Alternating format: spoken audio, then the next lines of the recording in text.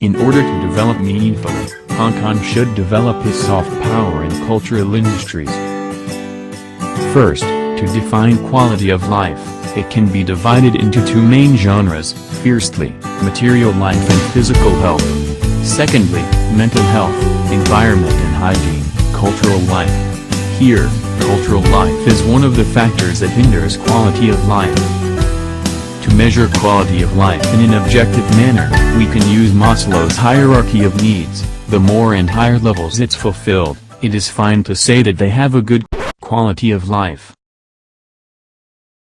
In fact, there are some problems that will greatly affect the quality of life of Hong Kong people.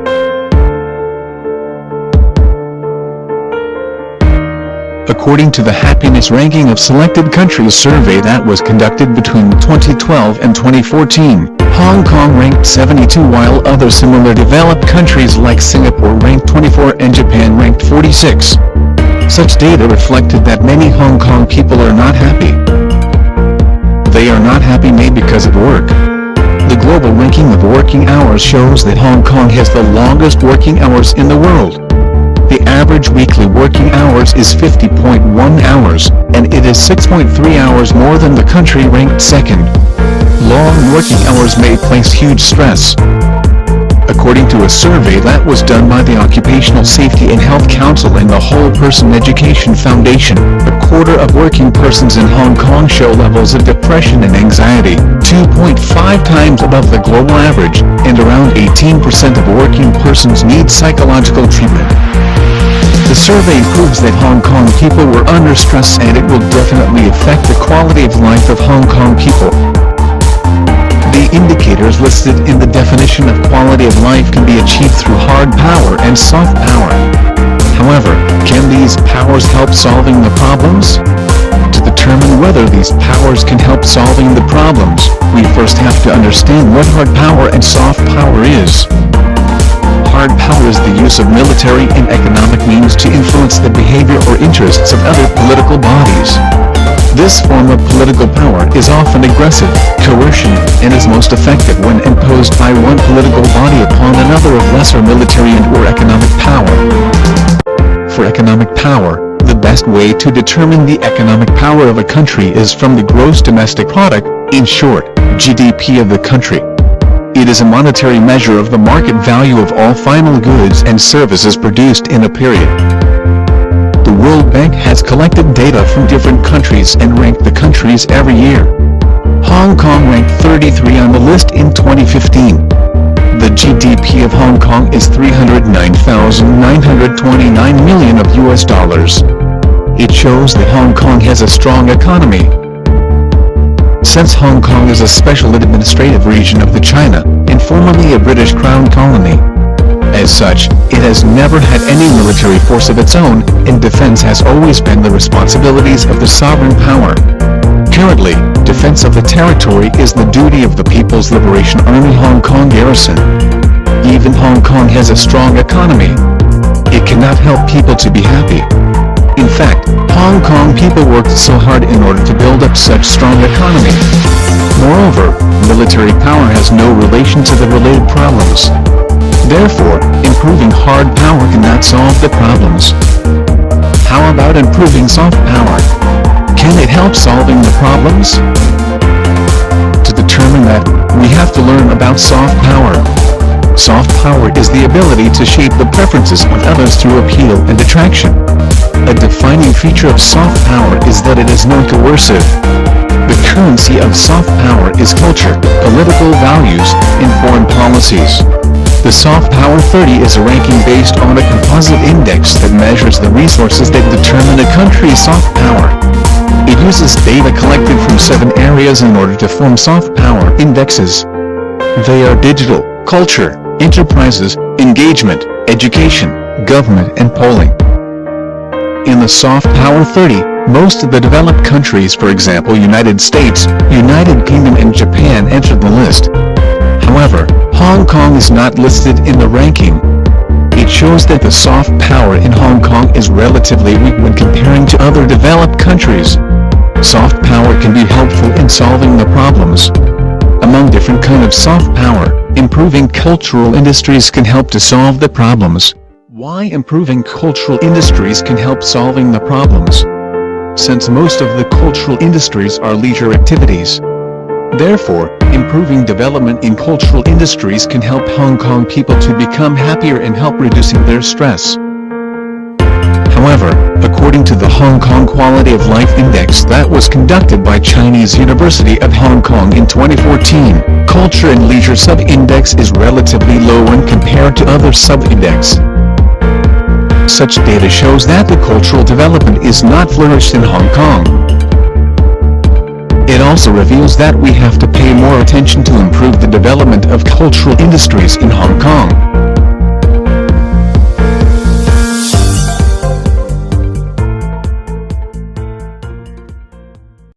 In order to develop meaningfully, Hong Kong should develop its soft power and cultural industries. What can we learn from other countries? Singapore, the country that people always make comparison between these two cities.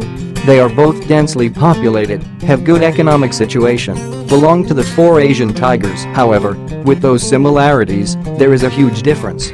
According to the Quality of Life survey made by Mercer in 2016, Singapore ranked 26th among 230 cities, which is way higher than Hong Kong that ranks 70th. Singapore remains its highest ranking city. What makes it such a big difference?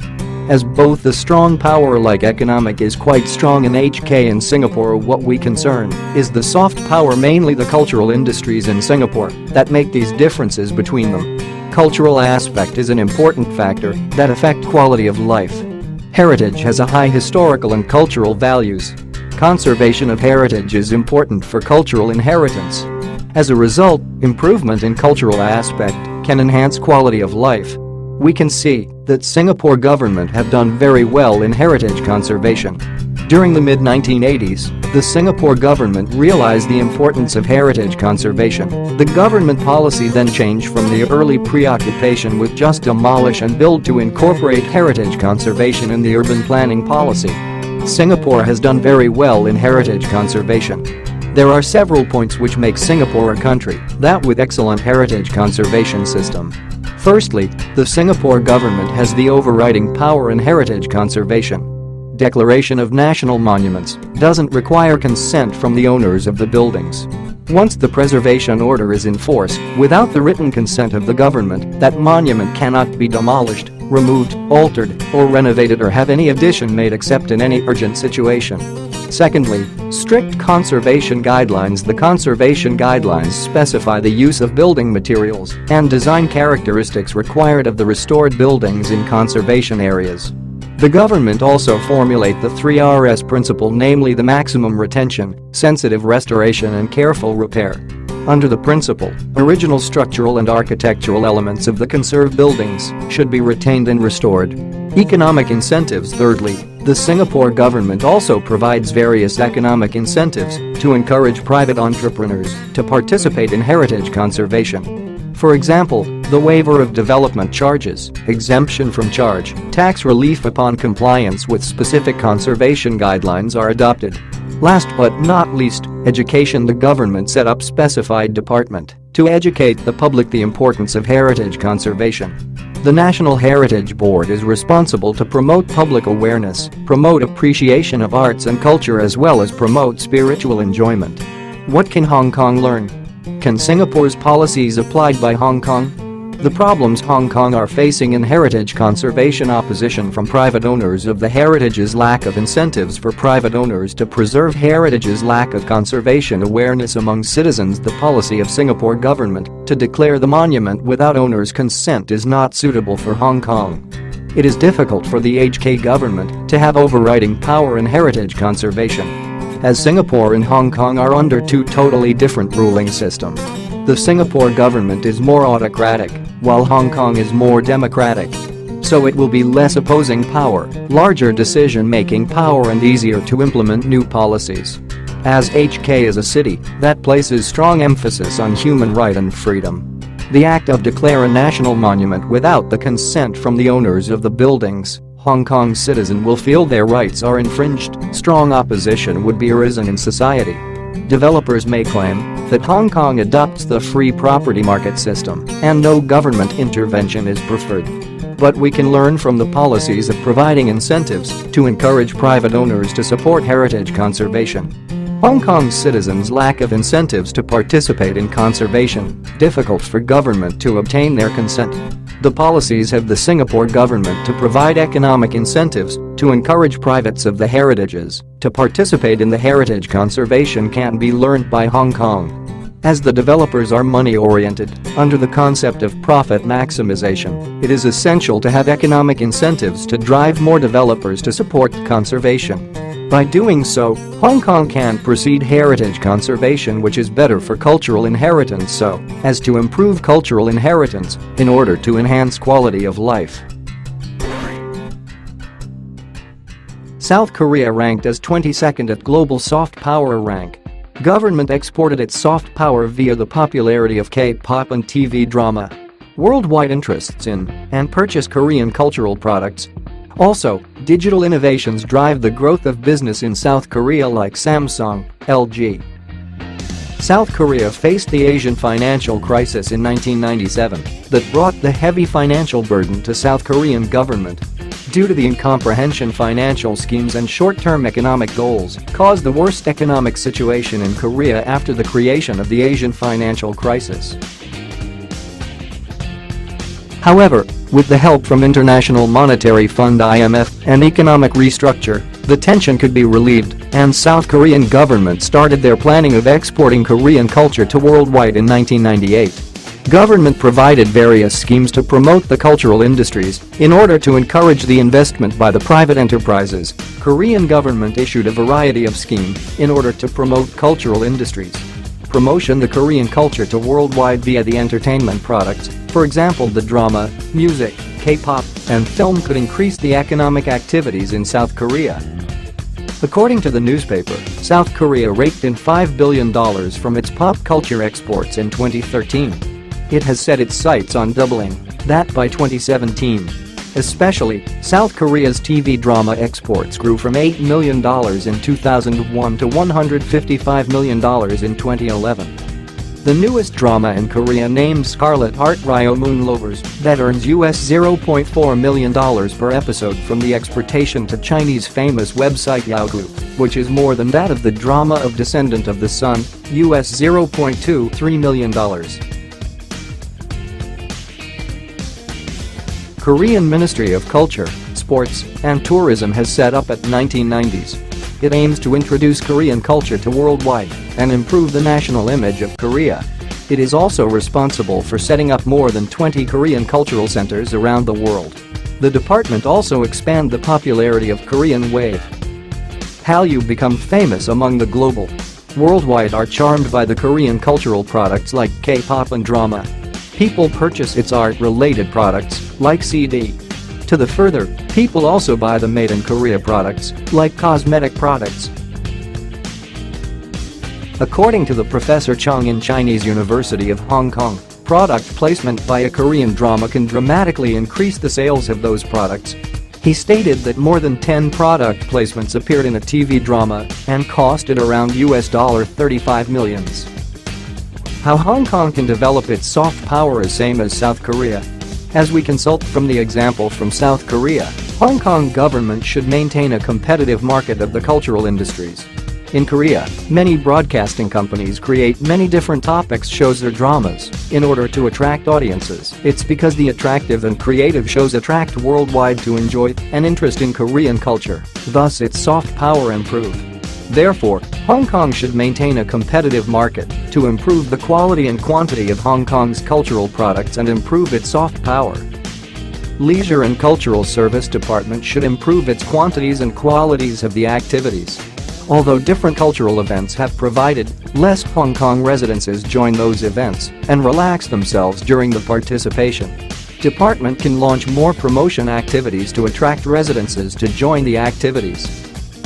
Hong Kong may not develop Hong Kong wave in a short period of time because lack of government financial and materials supports to the new broadcasting companies. Also, Hong Kong entertainment business may not have enough resources to develop the comprehensive training professional system.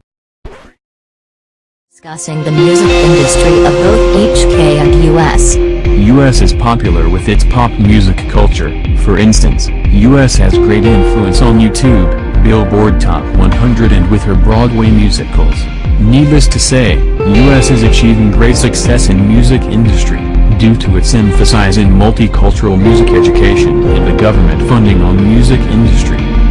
While for HK, there is always a huge variety of music available due to its free commercial market. HK locally is famous for its Cantopop and Cantonese opera. However, there are several disadvantages that kept HK music industry from boosting, such as its monoculture and the fact that other Asian countries have caught up with HK. Having seen that US is that successful in music industry, let's discuss how HK can learn from her. Government can start with education, for instance, to mingle theoretical production and music production. Government funding for exchanges in university in the music field can also help bring HK music industry back to prosperity. Let's explore more into the movie industry of both HK and US to eventually discuss how HK can learn from US. HK movie industry is comparatively less competitive than US, as Hollywood has always been the dominance in the movie industry.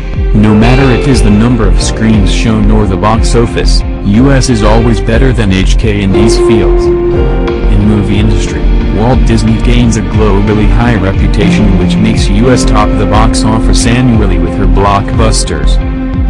Moreover, US movies started to invade Asian markets in early years and paved her way to succeed in Hollywood business. And for HK, its film has distinctive identity which provides some edges for HK in the global movie industry. Not to mention that HK action movies have a huge influence in the world with its long-developed reputation which leads to cult following by the globe. Many of the action movies are well known overseas, which made HK a successful exporter of these action films. However, the prestige and prosperity of HK movie scenes last only for a short period of time and ended by 1990s. Rampant video piracy took place and the decline of movie industry started with a huge drop of total sales of movie tickets. It is known as the free-fall period with overproduction of films and lowering of the quality of films. In order to chase back the glory days of HK movie industry, some policies can be implemented with the model of US and movie field. Intellectual property rights and government funding can encourage film developing. Also, by setting up more arts school, theater school and sending university student to exchange in US overseas theater-related institutions can also help solve the lack of talent problem in HK movie field.